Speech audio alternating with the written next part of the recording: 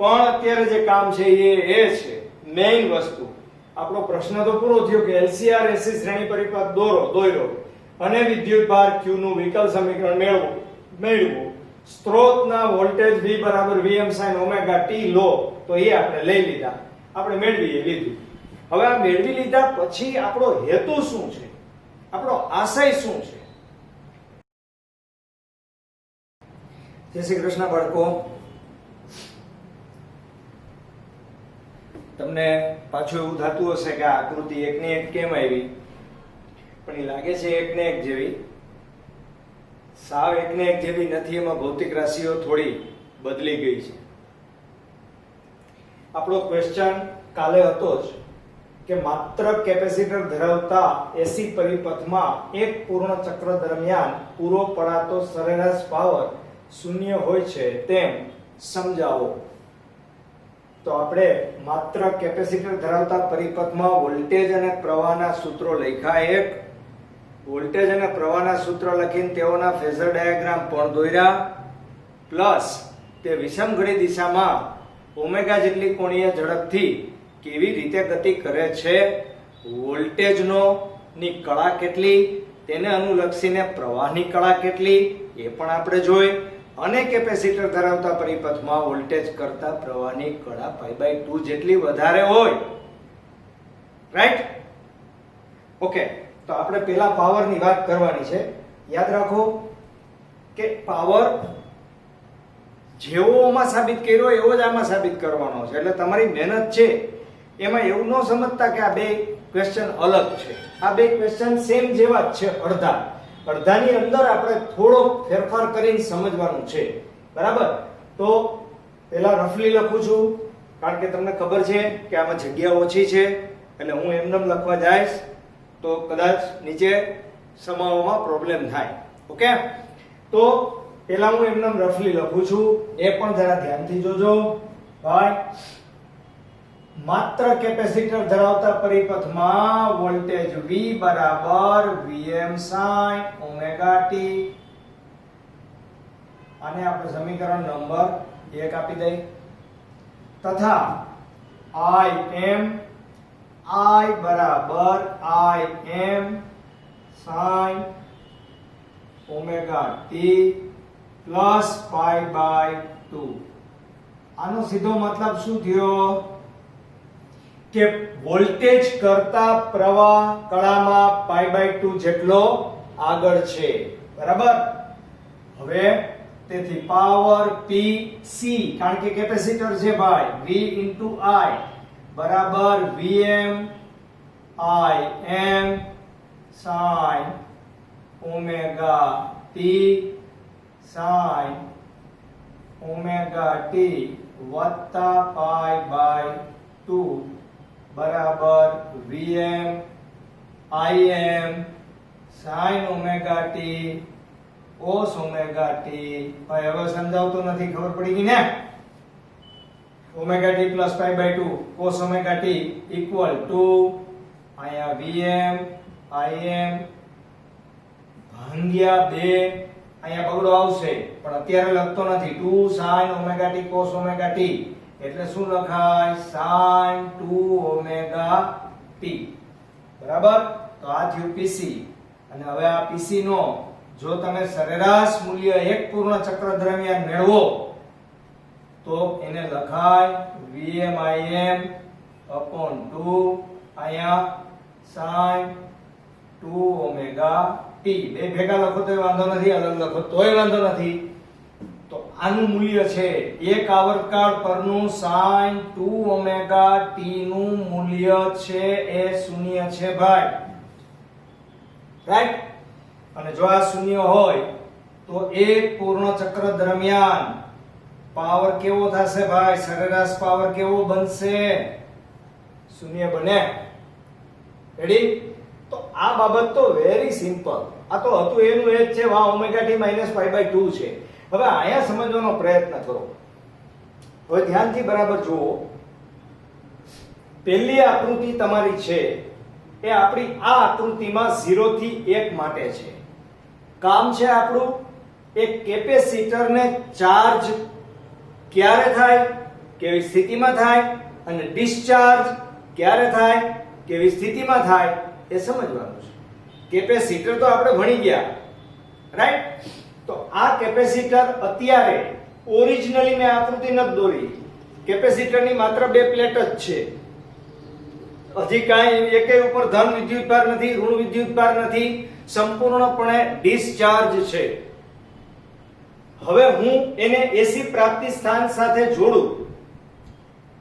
જેવો હું જોડીશ કે તુરંત જ વોલ્ટેજ વધવા લાગશે, અને voltage V is equal to યાદ કરો બરાબર Q/C. આ સૂત્ર અનુસાર વોલ્ટેજ છે એ વિદ્યુત પ્રવાહના સમપ્રમાણમાં છે.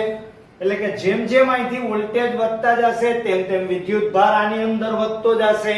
અને સાવ સાદામાં સાદો નિયમ છે ભાઈ એલસી પરિપથનો, બરાબર? કે જેમ જેમ વિદ્યુત ભાર વધતો જશે તેમ તેમ વિદ્યુત પ્રવાહ ઘટતો જશે. કારણ કે આપણે અહીંયા હમણાં આપણે શું ભણ્યા કે આના કરતા આ π/2 જેટલો આગળ છે.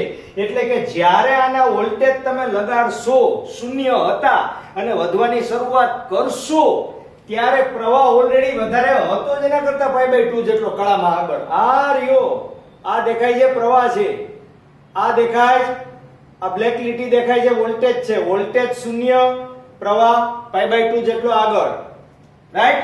હવે અહીંથી પ્રવાહ ઘટતો જાય, વોલ્ટેજ વધતા જાય, વોલ્ટેજ વધે એમ ભાર વધતો જાય, વિદ્યુત ભાર.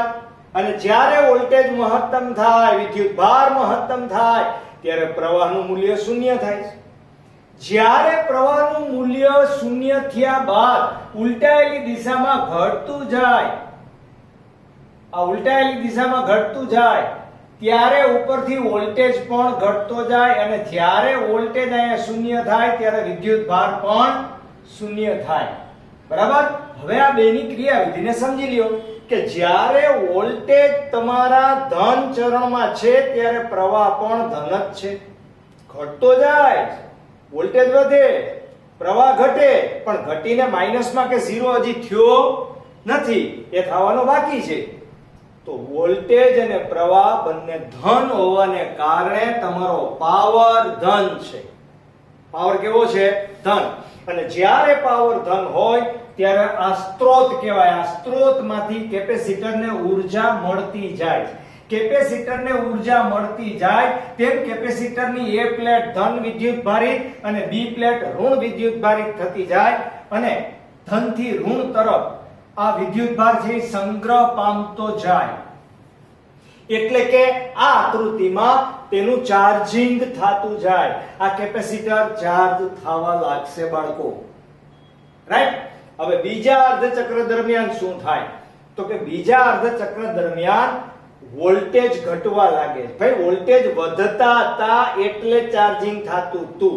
વોલ્ટેજ ઘટવા લાગે એટલે અહીંયા કરતા અહીંયા ડિસ્ચાર્જ થયો છે, એના કરતા ઓછો, એના કરતા ઓછો, એના કરતા ઓછો. જ્યારે આ બિંદુએ તમે પહોંચશો બગડા આગળ, ત્યારે તમારા વોલ્ટેજ શૂન્ય થાય.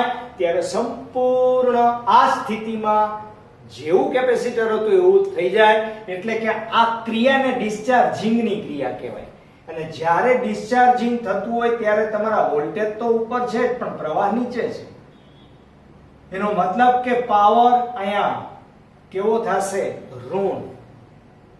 અને આ પાવરનો વ્યય જ્યારે ઋણ બને ત્યારે આ કેપેસિટર ઉલટું હાલે. એટલે કે ડિસ્ચાર્જિંગની પ્રક્રિયામાં તે સ્ત્રોતને પાછી ઊર્જા આપવા લાગે કે ભાઈ તે મને જે કાંઈ દીધું હતું એ બધું તારું. મતલબ કે તે ડિસ્ચાર્જ થઈ જાય. ફરીથી પાછી જે ક્રિયા અહીંયા થઈ એ જ ક્રિયા બીજા બાકીના બે અર્ધ ચક્રમાં બનશે. એટલે કે હવે વોલ્ટેજ શું થવા લાગે છે? જુઓ તમે, વોલ્ટેજ ઋણ થયા, વૈધા વોલ્ટેજ, પણ વોલ્ટેજ ઋણ થયા. ઉલટી ગંગા થઈ, પ્રવાહની દિશા આપણે બદલાવી તો શું બનશે? એ ધન હતો, બી ઋણ હતો, હવે એ ઋણ બનશે અને બી ધન બનશે, અને પ્રવાહ આ બાજુની સાઈડમાં આવશે. એટલે કે અહીંયા સંપૂર્ણ કોઈ એમ ન સમજે કે આમ તીર માર્યું છે એટલે ડિસ્ચાર્જ થયું, તો આ આમ થયું તો એમાં ડિસ્ચાર્જ થયું. ના, આમ થયું પણ એ થયું ચાર્જિંગ. પણ ઉલટાયેલી દિશામાં ચાર્જિંગ થયું. ઉલટાયેલી દિશા એટલા માટે કે અહીંયા વોલ્ટેજ વધતા જાતા હતા ધનમાં, અહીંયા વોલ્ટેજ ઋણમાં વધતા જાય છે. જ્યારે વોલ્ટેજ પૂરેપૂરા વધીને ટબ્બા જેવા થઈ જશે નેગેટિવ, ત્યારે પાછો આ ત્રીજી આકૃતિમાં બગડાથી તગડામાં તે ચાર્જ થઈ જશે, પણ ઉલટાયેલી દિશામાં. એટલે કે બી ધન બનશે, એ ઋણ બનશે. ઓકે, અને એ સંજોગોમાં એટલે કે અહીંથી અહીંયા તમારા માટે વોલ્ટેજ ઋણ છે, પ્રવાહ ઋણ છે. જો વોલ્ટેજ અને પ્રવાહ બંને ઋણ હોય તો પાવર ધન હોય. માઈનસ માઈનસ શું થઈ જશે ભાઈ? પ્લસ. ઓકે, એવી જ રીતે તમે અહીંથી આગળ વધશો તો શું થશે મને કયો? પ્રવાહ પ્રવાહ પ્રવાહ ધન થતું જાય છે. વોલ્ટેજ તો હજી ઋણ વિભાગમાં જ છે, તો વોલ્ટેજ અને પ્રવાહમાંથી વોલ્ટેજ ઋણ, પ્રવાહ ધન, એટલે પાવર તો ઋણ જ થાય. અને જો આમ થાય તો આ ક્રિયા કોના જેવી છે? તો કે આ ક્રિયા ધીમે ધીમે કરતા કેવી ક્રિયા થશે? ડિસ્ચાર્જિંગની ક્રિયા થશે. બરાબર? તો અત્યારે આ વિદ્યુત ભાર છે, એ વિદ્યુત ભાર તમારો આ જે દેખાય છે તમને, આ વિદ્યુત ભાર છે, અને આ વિદ્યુત ભારની સામે પાવર છે, પાવરની સામે આ વોલ્ટેજ છે, વોલ્ટેજની સામે વિદ્યુત પ્રવાહ છે. ક્લિયરલી? તો હવે હું આને થોડું વ્યવસ્થિત તમને શું કરું? લખી દઉં. ઓલરાઈટ? ક્લિયર? યસ બાળકો, જો માત્ર કેપેસિટર ધરાવતા એસી પરિપથમાં સ્ત્રોતના વોલ્ટેજ V બરાબર Vm sin ઓમેગા t, પ્રવાહ I બરાબર Im sin omega t plus pi by 2, કેપેસિટરને મળતો તત્કાલીન પાવર Pc બરાબર V into I, Pc બરાબર આ કિંમત બેની મૂકી દીધી, Vm Im sin omega t plus pi by 2 sin omega t, તો Vm Im sin omega t plus pi by 2 બરાબર cos omega t, Vm Im cos omega t sin omega t, તેથી Vm Im upon 2 into 2 cos omega t sin omega t, બે વડે ગુણ્યા બે વડે ભાગ્યા, હતું એમ ને એમ જ. તેથી Vm Im upon 2 sin 2 omega t આ સૂત્ર છે, આની જગ્યાએ sin 2 omega t આપણે મૂક્યા છે. તેથી એક પૂર્ણ ચક્ર દરમિયાન સરેરાશ પાવર Pc બરાબર Vm Im upon 2 sin 2 omega t, પણ sin 2 omega t નું એક પૂર્ણ ચક્ર દરમિયાન સરેરાશ મૂલ્ય કે જે સંકલન કરીને મેળવાય equal to 0. તેથી એક પૂર્ણ ચક્ર દરમિયાન સરેરાશ power Pc is equal to 0 હોય છે અથવા થાય. યસ, હવે આ ચાર તબક્કા, ચારે ચાર તબક્કા મેં એવી રીતે તમને લખીને આપેલા છે કે જે તમે બે તબક્કા તૈયાર કરશો તો બાકીના બે તબક્કા તમને આપમેળે યાદ રહી જ જશે. કારણ કે આગળના બે તબક્કા કરતા ઉલટી ક્રિયા કરવાની છે. જુઓ અહીંયા 0 થી 1 માં ચાર્જિંગ છે, 1 થી 2 માં ડિસ્ચાર્જિંગ છે, પાછું 2 થી 3 માં આની જેમ ચાર્જિંગ છે, અને 3 થી 4 માં ડિસ્ચાર્જિંગ છે. ખાલી ફરક એટલો છે કે આ ચાર્જિંગ થતી વખતે પ્રવાહની દિશા અને આ ચાર્જિંગ થતી વખતે પ્રવાહની દિશા ઉલટી છે. ઉલટી હોવાને કારણે પ્રથમ તબક્કામાં A ધન B ઋણ છે, જ્યારે ત્રીજા તબક્કામાં ચાર્જિંગ થયું જ છે પણ A ઋણ છે, B ધન છે. ઓકે, તો આકૃતિમાં કેપેસિટર પરના વોલ્ટેજ વધારતા પ્રવાહ ઘટે છે. જો પ્રવાહ ઘટે છે, બરાબર, આ પ્રવાહ ઘટ્યો, તથા Vc બરાબર Q upon C મુજબ વિદ્યુતભાર પણ વધે છે. તેથી કેપેસિટરનું શું થાય છે ભાઈ? ચાર્જિંગ થાય. ત્યારે એક પ્લેટ ધન વિદ્યુતભારિત અને બી પ્લેટ ઋણ વિદ્યુતભારિત છે. વળી V અને I ધન છે, તેથી પાવર ધન. અહીં સ્ત્રોતમાંથી ઊર્જા આને મળે તો જ આ ચાર્જિંગ થાય. એટલે તમારે એ વાક્ય યાદ રાખવાનું કે જ્યારે ચાર્જિંગ થાય ત્યારે સ્ત્રોતની ઊર્જા ઘટે ને કેપેસિટરની ઊર્જા વધે. ડિસ્ચાર્જિંગ થાય ત્યારે કેપેસિટરની ઊર્જા ઘટે અને સ્ત્રોતની ઊર્જા વધે. મતલબ કે સ્ત્રોતને એ ઊર્જા પાછી મળે. 1 થી 2 આ ગાળામાં વોલ્ટેજ અને વિદ્યુતભાર મહત્તમ થી શૂન્ય થાય છે. જુઓ આ મહત્તમ હતા જ બે, એ શૂન્ય થયા તથા પ્રવાહ ઉલટાયેલી દિશામાં આગળ વધે. આ ઉલટાયેલી દિશામાં વધતો જાય છે ત્યારે કેપેસિટર ડિસ્ચાર્જ થાય છે અને સ્ત્રોતને ઊર્જા પાછી મળે છે. આ ગાળામાં V ધન અને I ઋણ હોવાથી પાવર કેવો છે? ધન છે. 2 થી 3 માં આ ગાળા દરમિયાન પ્રવાહ A થી B તરફ વહન પામે છે. A થી B તરફ વહન પામે છે અને ફરીથી કેપેસિટર ચાર્જ થાય, પરંતુ અહીં B ધન અને A પ્લેટ ઋણ બને છે, એટલે કે પોલારિટી બદલાય છે. પોલારિટી એટલે ધ્રુવ. ધન ધ્રુવ હતો એ ઋણ થઈ જાય, ઋણ હતો એ ધન થઈ જાય અને કેપેસિટર ફરીથી ચાર્જ થાય છે. આ ગાળામાં V અને I બંને ઋણ હોવાથી પાવર ધન મળે અને સ્ત્રોત પાસેથી કેપેસિટર ઊર્જાનું શું કરે? શોષણ કરે.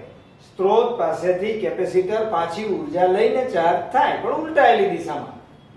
3 થી 4 હવે 3 પાસે ફરીથી પ્રવાહ I ઉલટાય છે અને પ્રવાહ B થી A તરફ વહન કરવાની શરૂઆત કરે છે.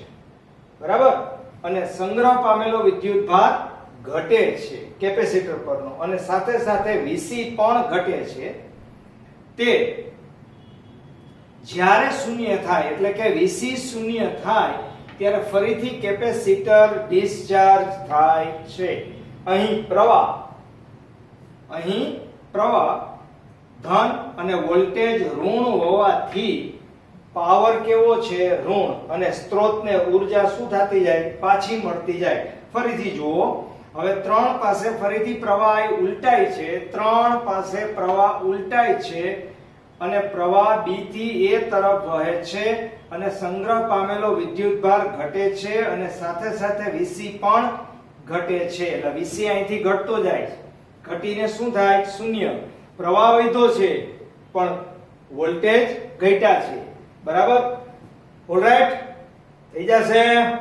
ક્લિયર? લખી લેજો. બરાબર?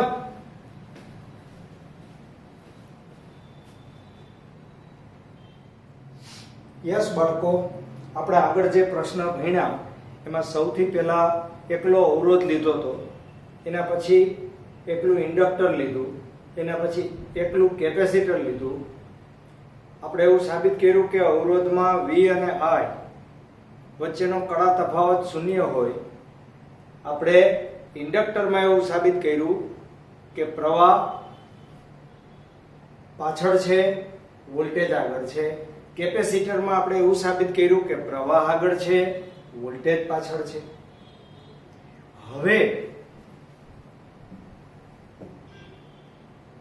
L, C અને R એટલે કે ઇન્ડક્ટર, કેપેસિટર અને અવરોધ, આ ત્રણે ત્રણનું શ્રેણી જોડાણ કરવામાં આવે અને એને કોઈ વોલ્ટેજ પ્રાપ્તિ સ્થાન લગાડવામાં આવે, એની સાથે જોડવામાં આવે તો વોલ્ટેજ અને પ્રવાહ વચ્ચેનો કડા તફાવત કેવી રીતે શોધાય એ આપણે ભણીએ એની પહેલા આપણે એ જાણી લઈએ કે ઇન્ડક્ટર, કેપેસિટર અને અવરોધ અને કેપેસિટર માટે જે આપણે શ્રેણી સમાંતરના નિયમો ભણ્યા, એટલે કે ખાસ કરીને કેપેસિટરના જે નિયમો આપણે ભણ્યા હતા, બરાબર, એ જ નિયમને અનુરૂપ અત્યારે આ ત્રણેયમાંથી વિદ્યુત પ્રવાહ પસાર નહીં થાય. કેપેસિટર હંમેશા વિદ્યુતભારનો સંગ્રહ કરે, એમાંથી પ્રવાહ પસાર ના થાય. આ બેમાંથી પ્રવાહ પસાર થાય એટલે આનો તો વિદ્યુતભાર જ હશે. બરાબર? એટલે હું સીધું જ સાબિત કરી દઉં છું, સામાન્ય છે. બરાબર? સાવ આવડે એવું છે.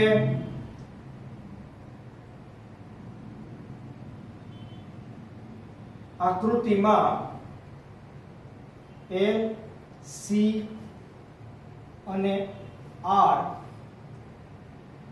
ને શ્રેણીમાં જોડી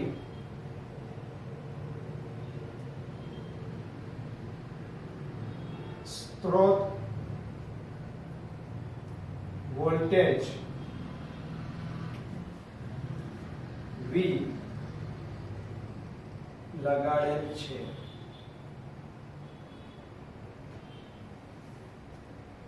જ્યાં V બરાબર આપણા regular voltage Vm sin omega t છે. હવે આના વોલ્ટેજ વત્તા આના વોલ્ટેજ વત્તા આના વોલ્ટેજ ઇક્વલ ટુ આના વોલ્ટેજ, એટલે કે આ ત્રણેયના બે છેડા વચ્ચેનો વિસ્થિતિમાનનો તફાવત જુદો જુદો છે, સમાન નથી. બરાબર? તેથી બંધ ગાળા ને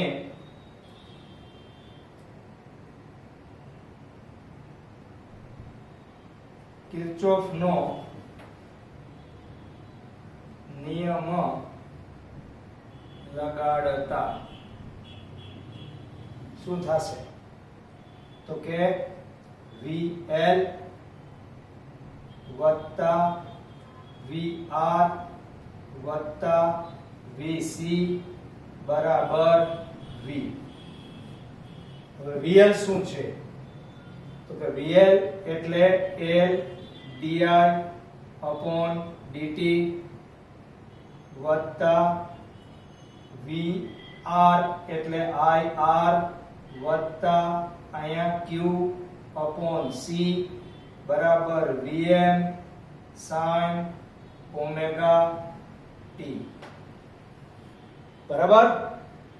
હવે તમને બધાને ખબર છે કે I બરાબર dq upon dt અને di upon dt બરાબર d by dt of dq upon dt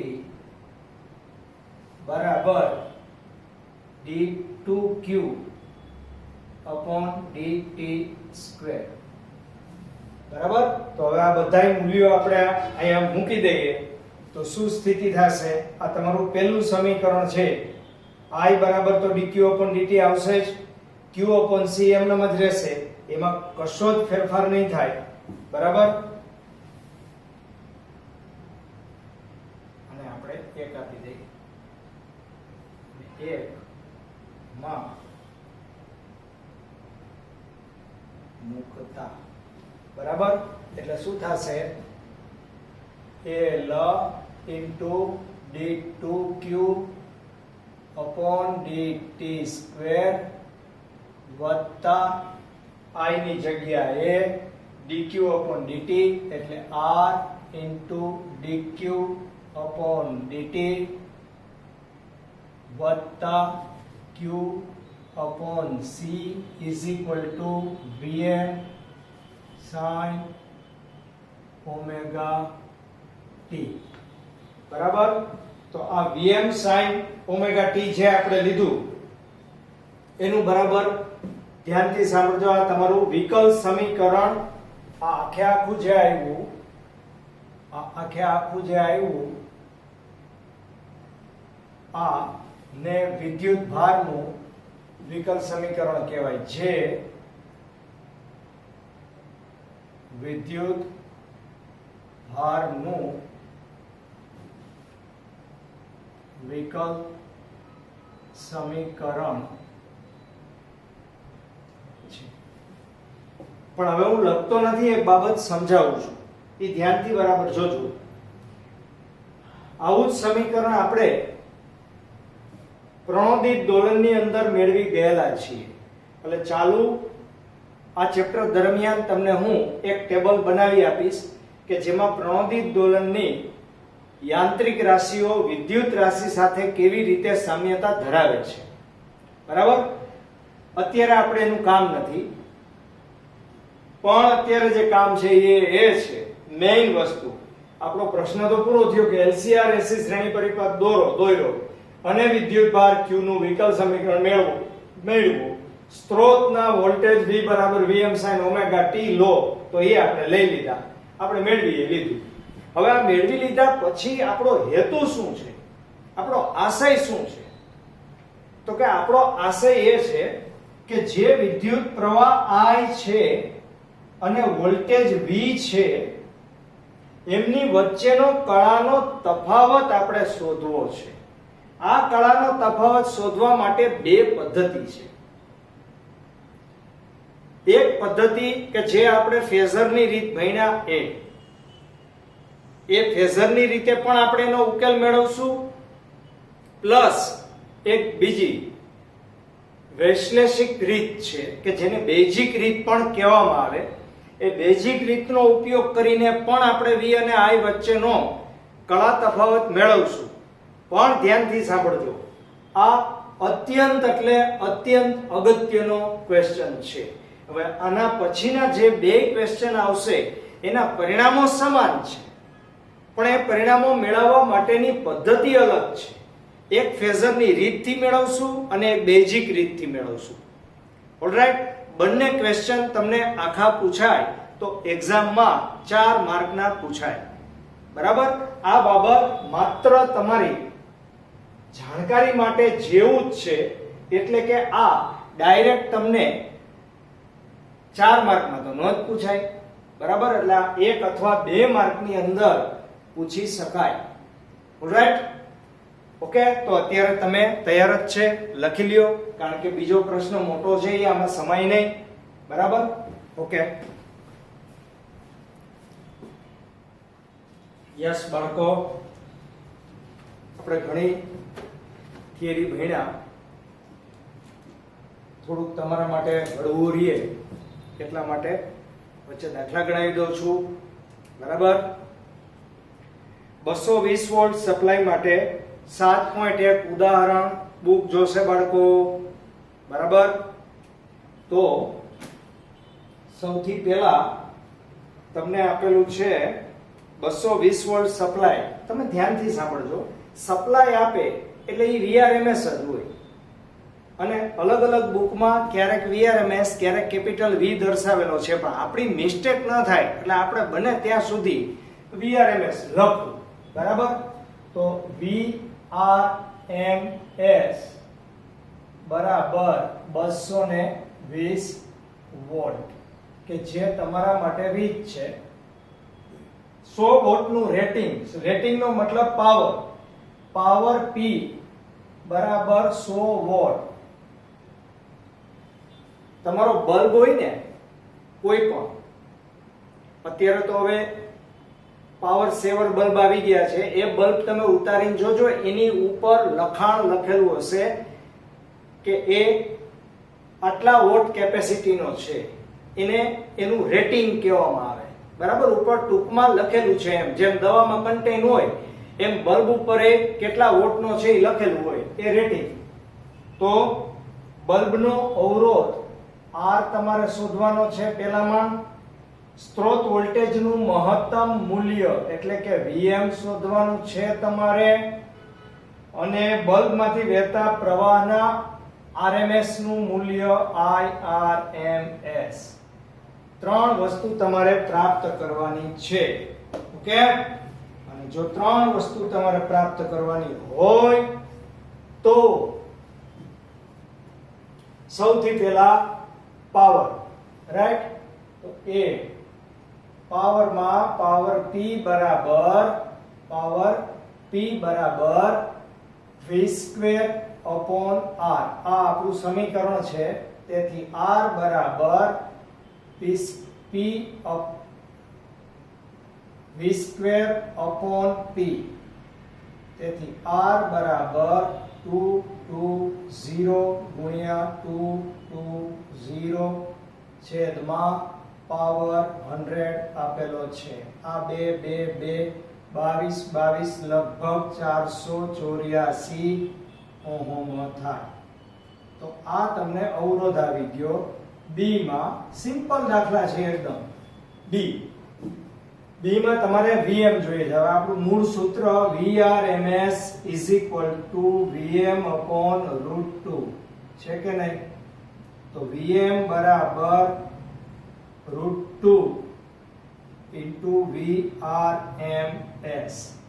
બરાબર 1.41 ઇન્ટુ 220 બરાબર ભાઈ એનું મૂલ્ય કેટલું છે લગભગ 311 આટલા વોલ્ટ આવશે ઓકે ક્લિયર તો આ તમારો મહત્તમ વોલ્ટેજ થયો અને હવે સી માં શું કીધું છે સી માં આપણને એમ કીધું છે કે બલ્બમાંથી વહેતા પ્રવાહનું RMS મૂલ્ય બરાબર તો P બરાબર IRMS into VRMS તેથી IRMS બરાબર P ના છેદમાં VRMS બરાબર P એટલે તમારા માટે 100 વોટ આપેલા છે ભાઈ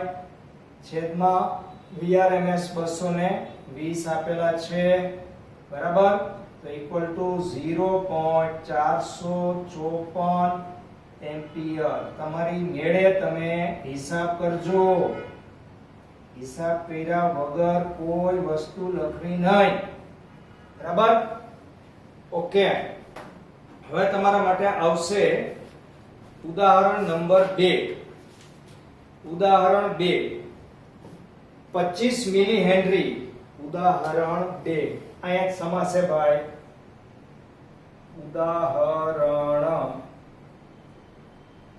7.2 બરાબર શું કીધું છે ડેટા બધા આપણે લખવા પડશે ને બરાબર તો આપણે એના ડેટા લખી નાખીએ ભાઈ શું છે ડેટા 25 મિલી હેનરી ના એક શુદ્ધ ઇન્ડક્ટર ને ઇન્ડક્ટન્સ આપેલું છે 25 ગુણ્યા 10 ની ઓછા 3 ઘાત હેનરી બરાબર પછી 220 નો સ્ત્રોત એટલે VRMS બરાબર 220 વોલ્ટ જો સ્ત્રોતની આવૃત્તિ F is equal to 50 hertz હોય તો ઇન્ડક્ટિવ રિએક્ટન્સ કોનો છે આ ઇન્ડક્ટર એટલે XL આપણે શોધવાનો છે અને પરિપથનો RMS પ્રવાહ એટલે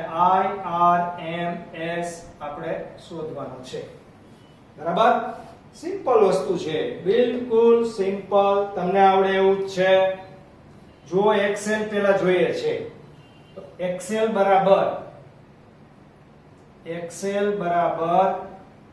ઓમેગા ઇન્ટુ L બરાબર ઓલો અસરકારક અવરોધ બરાબર કોનો ઇન્ડક્ટરનો અથવા inductive reactance equal to 2 pi FL બરાબર 6.28 ઇન્ટુ આવૃત્તિ 50 આપેલી છે ઇન્ટુ 25 ઇન્ટુ 10⁻³ ઇક્વલ ટુ ભાઈ XL તમારી મેળે તમે કરજો અવરોધ જ હોય હું સીધું લખું છું 7.85 ઓહમ બરાબર સમજી ગયા ઓકે હવે શું મેળવવાનું છે IRMS બરાબર તો IRMS બરાબર V અપોન અવરોધ આપણો ઇન્ડક્ટિવ રિએક્ટન્સ છે એ અવરોધ છે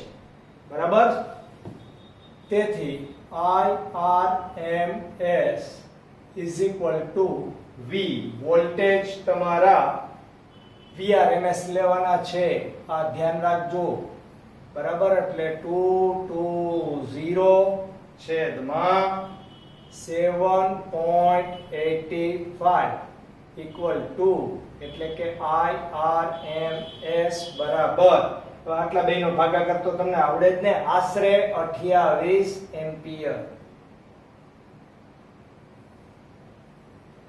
બરાબર તો વાત થઈ ગઈ પૂરી બે દાખલાનું કામ આટલાકમાં જ થઈ ગયું હવે દાખલો નંબર તમારા માટે આવશે 3 દાખલો નંબર 3 જુઓ ધ્યાનથી થિયોરેટિકલ દાખલો છે ઉદાહરણ 3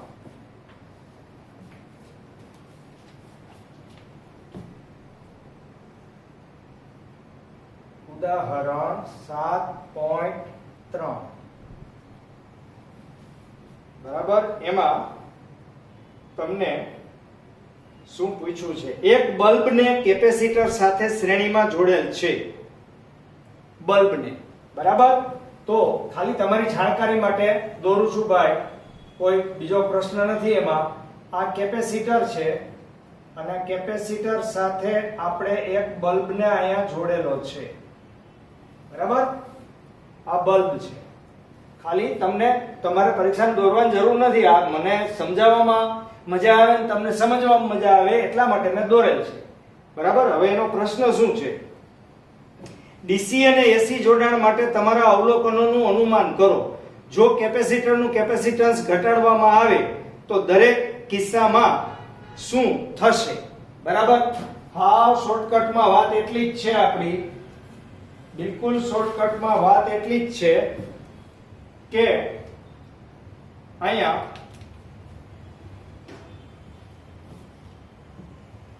સૌથી પહેલા વહેલા એ પરિસ્થિતિ કે જો ડીસી વોલ્ટેજ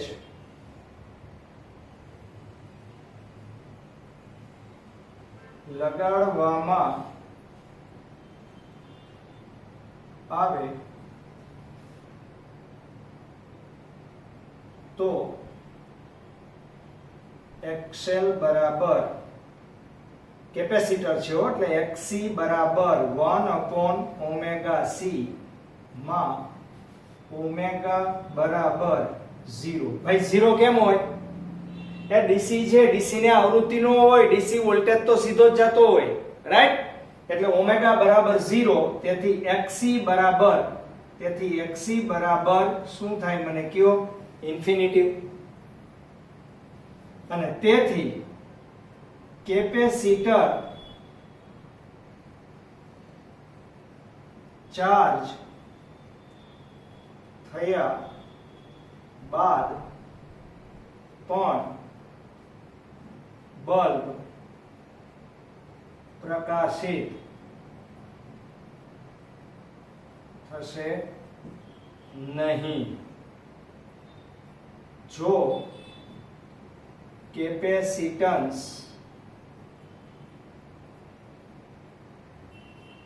ઘટાડવામાં આવે તો પણ પરિસ્થિતિ બદલતી નથી. પરિસ્થિતિ ના બદલે. શું કામે? ભાઈ કેપેસિટર તમારું ચાર્જ થઈ ગયું. હવે તમારું અત્યારે જો ઓમેગા સી નું મૂલ્ય તમે વધારી દ્યો તો XC છે એ તમારો ઘટશે. જો સી નું મૂલ્ય તમે વધારી દ્યો, આ ઘટાડી દ્યો તો XC વધે, વધારી દ્યો તો XC ઘટે. હવે એને શું કીધું છે? વધારવાનું કીધું છે. કેપેસિટન્સ નું કેપેસિટન્સ ઘટાડવામાં આવે, રાઈટ? તો આપણે બરાબર લખ્યું. ઘટાડવામાં આવે તો પરિસ્થિતિ બદલતી નથી, એટલે કે બલ્બ પ્રકાશિત થતો નથી. બરાબર? નહીં એટલે નહીં. હવે તમારી સ્થિતિ આવશે બી ની. બી માં શું પરિસ્થિતિ કીધી છે? એસી, બરાબર. તો જો એસી વોલ્ટેજ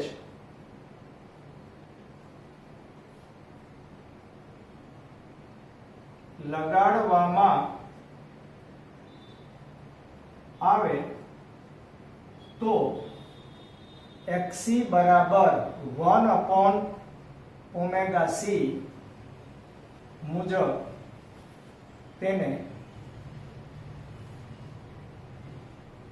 કેપેસિટિવ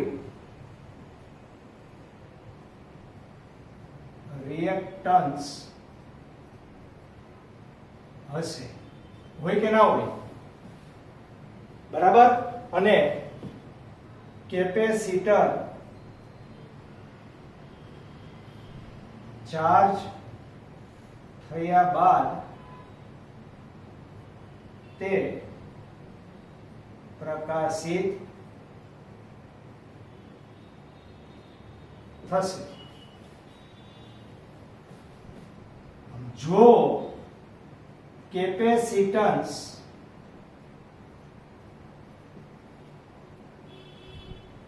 ઘટાડવામાં આવે, કેપેસિટન્સ ઘટાડવામાં આવે તો શું થાય? જો ને સી ઘટે તો એક્સી વધે છે. એક્સી વધે એટલે અવરોધ વધ્યો, આટલું સમજી લ્યો.